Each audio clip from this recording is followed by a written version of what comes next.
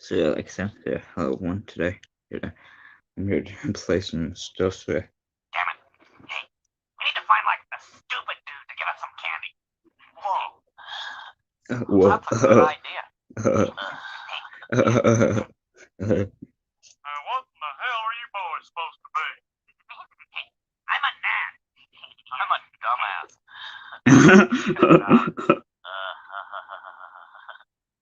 I'm a dumbass. I'm a dumb. Check it out.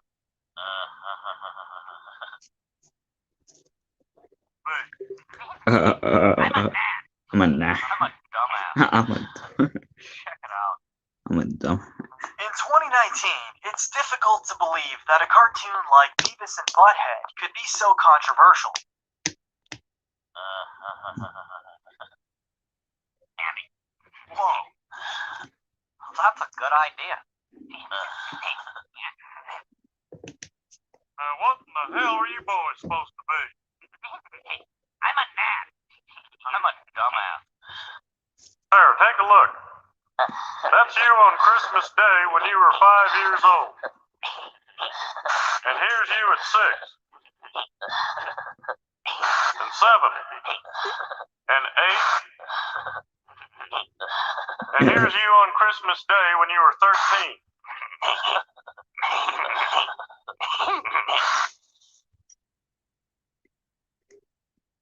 13. Oh gosh. There, take a look.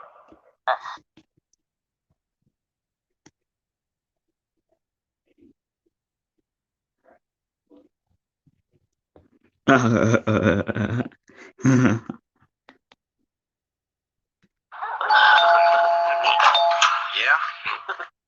Yeah. Let's try to get more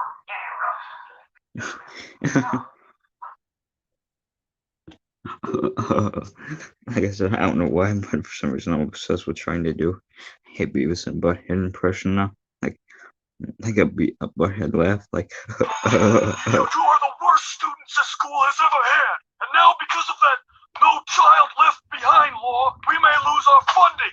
Teachers will get laid off. I could lose my job. Did you say something about a child's behind? Yeah, he definitely said something about a child's left behind. I heard him. No wonder you're gonna lose your job. Shut up! How dare you! Let's all calm down for a moment. Now, Beavis, Butthead, because next week's standardized test is so important, we're going to use all of our best resources at Highland High School to help you prepare, okay? It's a waste of time. They'll never get it. They're morons. They have the worst grades I've ever seen. Well, that just means that these boys have the most room for improvement. Remember, it's all about helping the children. Yeah. Just keep them away from their behinds. See that? Right there. That's what I'm talking about. Hey, you know, whatever you're into. Like child's behinds. That's not what I meant.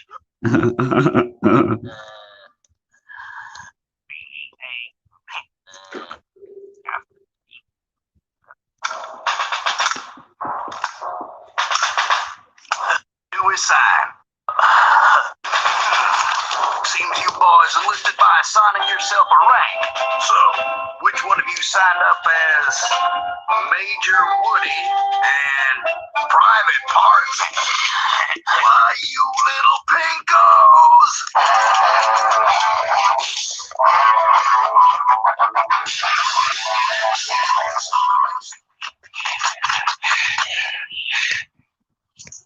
I got his bullets. What'd you get?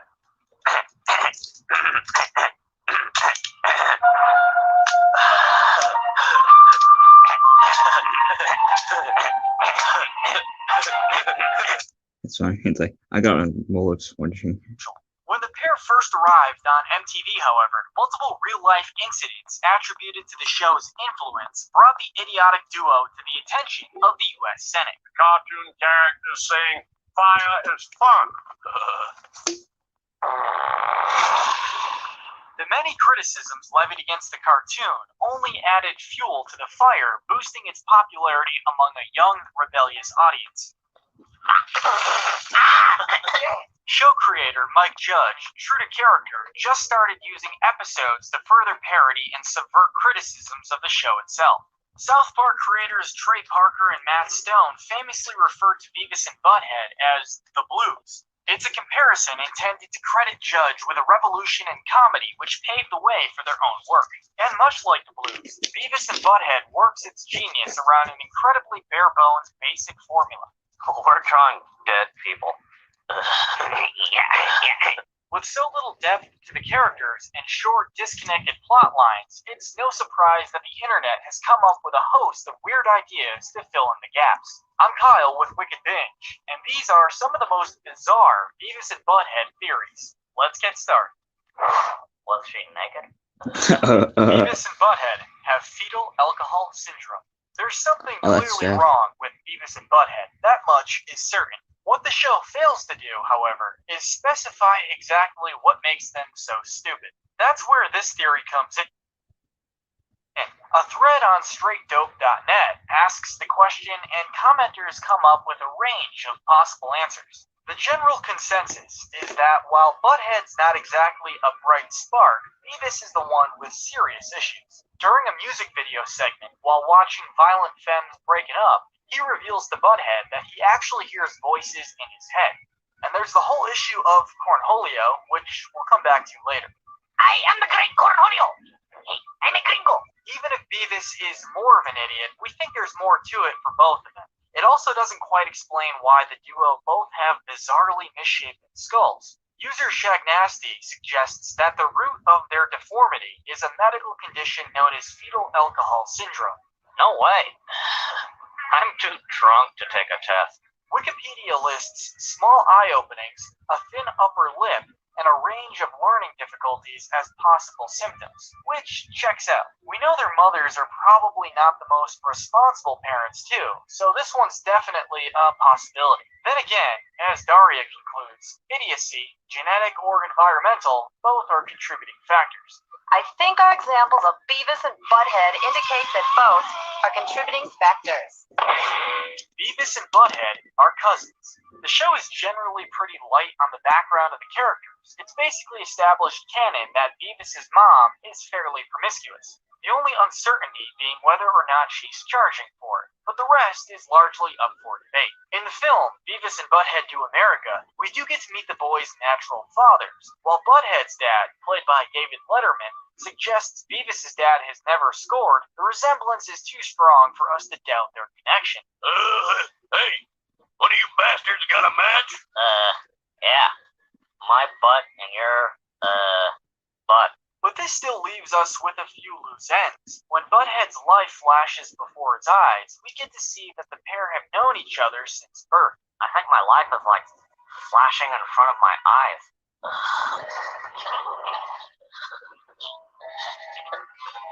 Whoa. My life was cool. Either they're close family friends, or they're actually related. That would explain their striking similarities in looks and personality. One post on tvtropes.org puts forward the idea that their moms are sisters, making them cousins. And possibly their dads are brothers too. Honestly, there might be a whole load of awkward connections in the family tree. Tom Anderson is Hank Hill's real father. Sticking with the topic of family for a minute, fans of Judge's other work won't have failed to notice the similarities between Tom Anderson and Hank Hill. The voice is a near-perfect match, and you can even see the origins of Hank's mannerisms in Tom, like saying, "I tell you what," I tell you what. and their enthusiasm for clean-burning fuel. You know, the most important thing you can have on a camper is a good butane regulator. Redditor Riled Chapter 9988 supposes that the two might be related, going so far as to suggest that Tom is Hank's real father.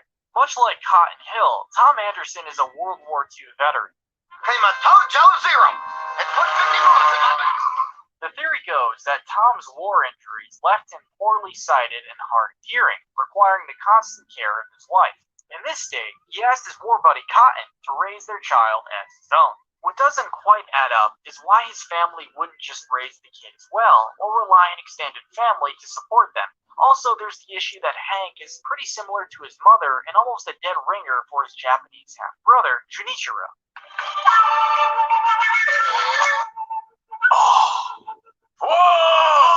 Even if they aren't father and son, Tom and Hank certainly share some DNA. We're just grateful to Judge for giving us both of these awesome shows. Beavis and Butthead are a government experiment. Bear with us because this one's definitely a little hazy. Fanfiction.net, where decency goes to die, hosts the following theory created by Sponge Monkey Nuff. In short, German World War II experiments to create a superior human race using Japanese microchips and alien DNA were cut short by the end of the war. The US government discovered and secretly continued the research, but it resulted in the brain returning to a primitive state, creating only primal desires such as food, sex, water, and basic ideology, fulfilled of course by heavy metal in this case. Beavis and Butthead are the products of these experiments and were considered harmless enough to re-enter society. Well, let's do some coloring now. Won't that be fun? In fact, there are one of many similar pairs around the world posing as brothers or friends, endlessly watching videos and achieving nothing in a miserable state of codependence. Maybe Daria created Beavis and Butthead. This theory comes from Reddit user Tinfoil King.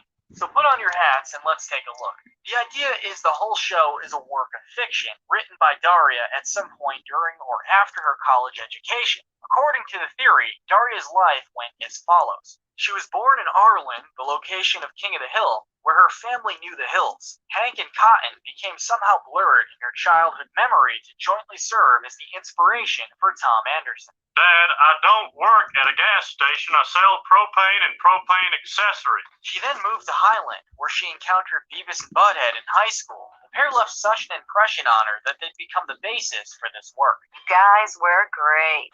I don't know anyone else who's willing to make such fools of themselves. At some point, her parents moved to Lawndale, and she changed high schools. Tuition? Oh, God! Daria's own presence in the show, as a self-insert, provides context to her experience of the insane pair. This makes sense, as Daria certainly shows more of an interest in the boys than other characters. She's also more patient and possibly more sympathetic. Maybe she's painting herself in a positive light. Bravo, Tinfoil King. I think this one's legit. Beavis and Butthead are kept alive thanks to their stringy bodies. The boys certainly take a beating in the show, and not just from each other. Some of the physical trauma they endure would be enough to kill an elephant. So how do they bounce back time after time?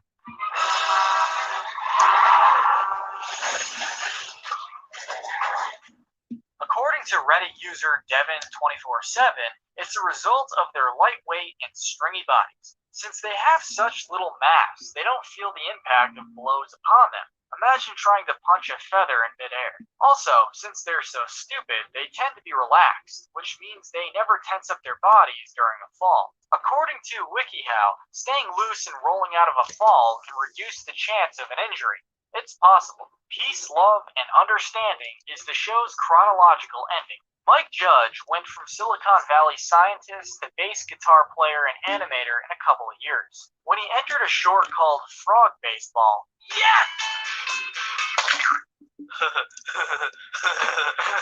That was cool. for MTV Animation Showcase Liquid Television, the network immediately expressed interest in Beavis and Butthead. Before long, they had paid Judge for the rights to the characters and started ordering episodes. Amidst this rapid ascent to cartoon legend, Judge produced some Beavis and Butthead pilots, the second of which was called Peace, Love, and Understanding. In the episode, not only is Mr. Van Driesen squashed by a monster truck, but Beavis and Butthead, along with the entire stadium, are obliterated by Sterculius, the Roman god of feces.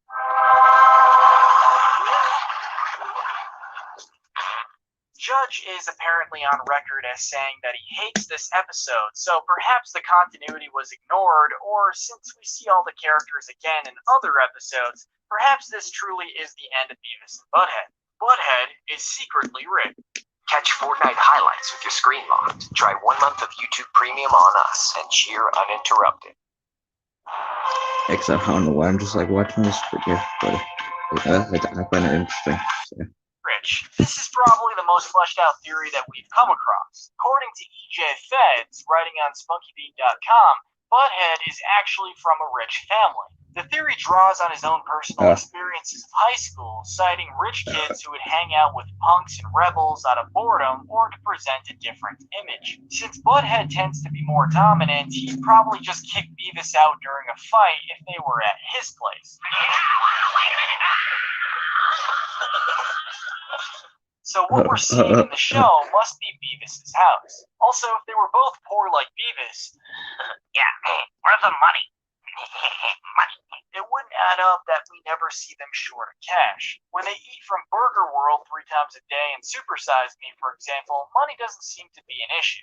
Is Butthead really just hanging out with Beavis for kicks? Does he have a safe job at his parents' company waiting for him no matter how hard he fails in life, while Beavis is doomed to addiction and poverty? That's actually kind of sad. Cornholio is a supernatural entity that possesses Beavis. Cornholio is an enigma. The substance-induced trance-like state seems to consume Beavis entirely for a short period of time. What if it's actually a supernatural entity working through him? As Cornholio, Beavis certainly develops a degree of magnetism, resulting in cult worship, the telling of prophecies, and even heroic acts, as we see in the movie. There's a lot of debate about the meaning and significance of the, quote, bunghole. What's with him?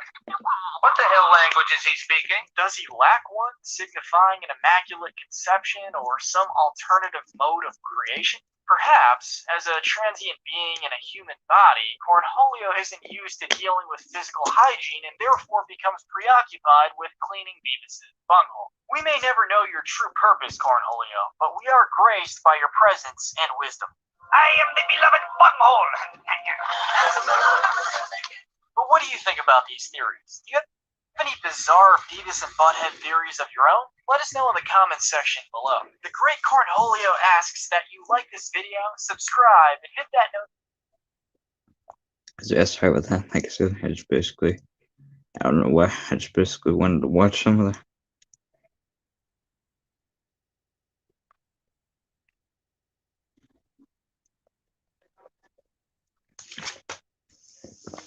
So, yeah, like I said, I just basically wanted to like watch that. I'm just gonna watch another video that I liked. Okay, thank you. Okay, can I get to the video? I'm here at Volvo to find out. Okay, I don't. Okay, can I get to the video?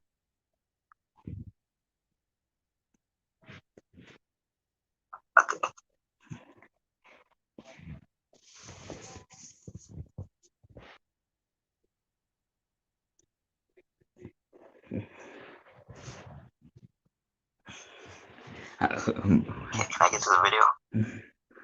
Like it. That'd be funny if I just like make it like a catchphrase now. Yes, but anyways, but yeah, like I'm gonna try my Beavis, my Butthead laugh again. Like, yeah, I can't do the laugh. I can't seem to do the laugh very well. I can't seem to do Butthead's laugh.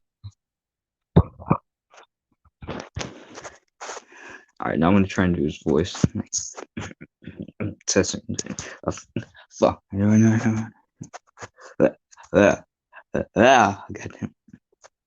Goddamn.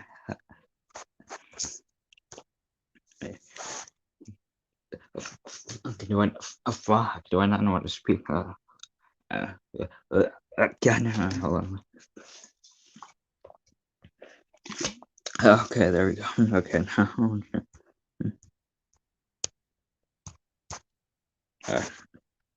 You want us to do it, guy? This guy wants to score. This guy wants us to score with his wife. That's my best Beavis. That's my best Butthead voice. Out here, I'm gonna play that one. Yeah, hold on a minute. That must be them now. That's Yeah, I'll call you back. Come in. You're late. Really? Did we miss Baywatch? Oh, really? Do I must buy watch? Man,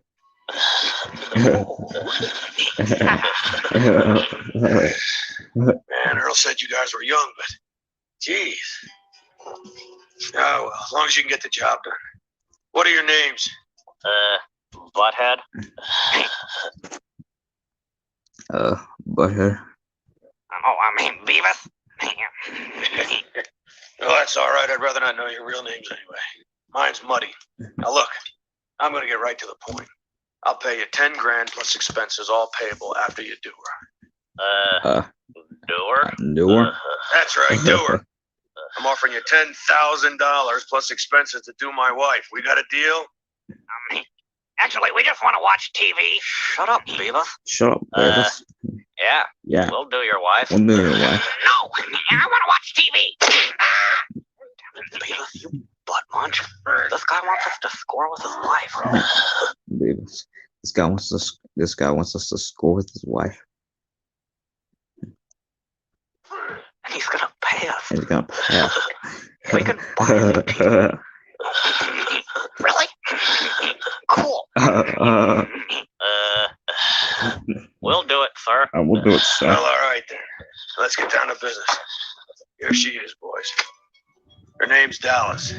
She ain't as sweet as she looks. She stole everything from me. You gotta watch out, because she'll do you twice as fast as you do her. Whoa. Whoa. Cool. She's holed up in a room in Las Vegas. I got your room right next to hers. Your flight leaves in an hour. Come on. I'll drive you to the airport. Hold up.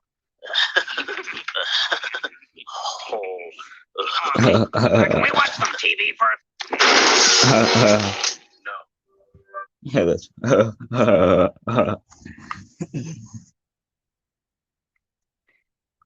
Alright, now I'm gonna try and do Hank Hill. I'll sell propane and propane accessories. Whoa! That's fine.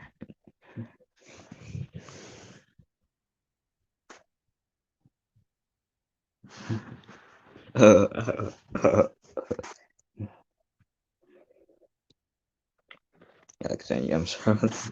I just basically went to play some random stuff here. But yeah, I think I might actually end the stream since I'm just bored. But yeah, anyways, yeah, thanks for watching and bye everyone. Bye.